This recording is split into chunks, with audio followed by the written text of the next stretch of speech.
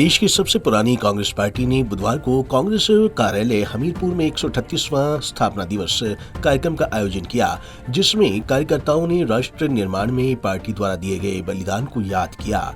इस अवसर पर कांग्रेस जिला कार्यकारी अध्यक्ष कुलदीप पठानिया सहित अन्य नेताओं ने पार्टी के उन सभी संस्थापक नेताओं को भी याद किया जिन्होंने राष्ट्र हित के लिए अपना सब कुछ त्याग कर वर्षों तक पार्टी में रहते हुए देशवासियों की सेवा की। इस मौके पर जिला कांग्रेस उपाध्यक्ष कुलदीप पठानिया ने कहा कि कांग्रेस पार्टी देश की सबसे पुरानी पार्टी है।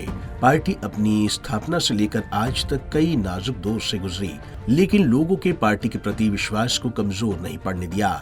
उन्होंने कहा कि राष्ट्र निर्माण में कांग्रेस की जो भूमिका रही है उसे युगों युगों तक भुलाया नहीं जा सकता।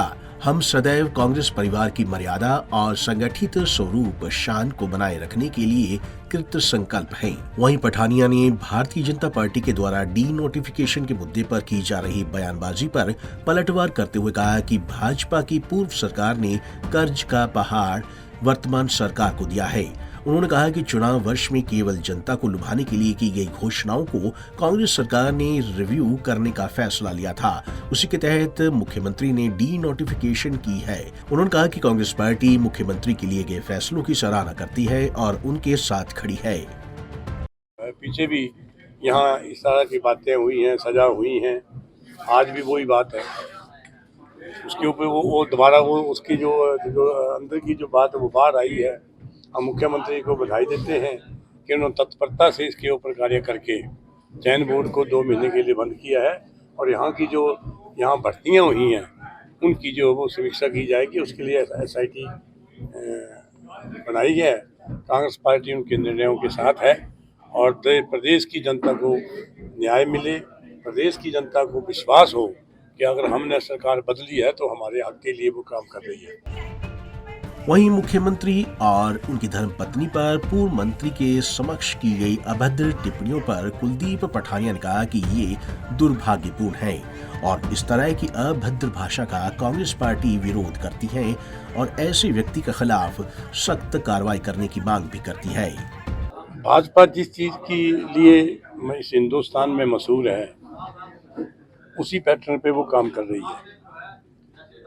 जो आज जिन चीज़ों पे वो मुद्दा बना रही हैं वो अगर अपने गिरेबान में झांकें तो शायद वो अपने आप ही पीछे हटना चाहिए था, क्योंकि उन्होंने अपने कार्यकाल में ऐसे फैसले लिए हैं और उनके ऊपर कार्य नहीं किया है। हमारे जो मुख्यमंत्री जी हैं उन्होंने जो 6 महीने पहले अप्रैल महीने के बाद जो जितनी भी फाउंडेशनें हुई हैं उसके ऊपर उन्होंने ये अपना निर्णय लिया है कि उनकी समीक्षा की जाएगी।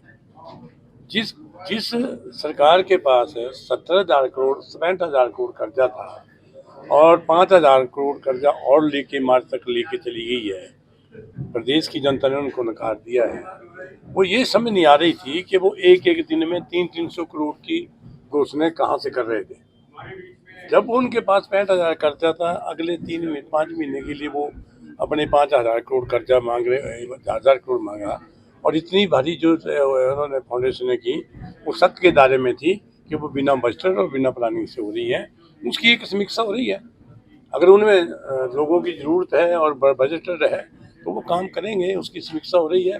लेकिन बीजेपी जो वो इसको एक राजनीतिक मुद्दा बना रही है, क्योंकि अभी अभी लोगों ने प्रदेश की जनता ने उनको नकारा है और उनके कार्यकाल में जो प्रदेश में महंगाई, बेरोजगारी और भ्रष्टाचार जो फैला हुआ था उसको जो उन्होंने उनको प्रदेश से सत्ता उनसे कांग्रेस के हाथ में दी है। हमारे मुख्यमंत्री जी उसके उन लोगों के आदेश के अनुसार इस काम को करने जा रहे हैं। अभी समय है, भारतीय जनता पार्टी को चाहिए कि 2-4 दिन में नहीं सारी चेंज होती है। आप ठहरो, समय के साथ आपको सब पता लगता है। और जिस तरह के वो नारेबाजी कर रहे हैं वो बड़ा शर्मनाक और दुखपूर्ण घटना है कि एक मंत्री होते हुए जिसने संविधान की शपथ ली हो और इस तरह के नारे उसके जुलूस में लगें तो ये दुर्भाग्यपूर्ण है और उसके ऊपर माननीय मुख्यमंत्री और प्रदेश की जनता जो संज्ञान लिया हो।